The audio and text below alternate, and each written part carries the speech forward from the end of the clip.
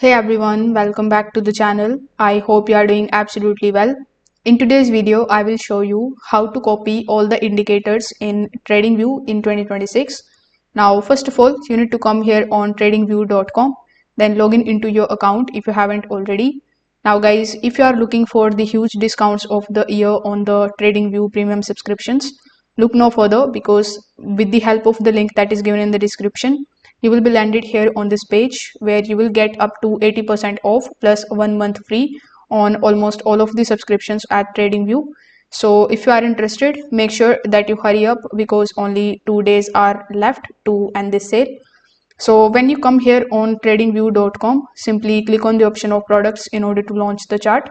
You can also use the search bar here on the top in order to launch any of the charts on which you want to do it. Now, after launching the chart, simply click on this drop down menu here on the top. Over here, you will see the list of all of the layouts that you have created. So you just have to simply duplicate this particular tab. So you can either click on the duplicate tab option here on the top, or from this drop down menu itself, you can select the option of create or duplicate the layout. Now, once you are here on this particular page, simply just right click on the chart, and here among the given options, you will see the option of duplicate the indicator. Now, as you can see, I haven't added any kind of indicator. That's why it is not showing me this option. So here click on the option of indicators, go to your favorite indicators. You can also go to your script.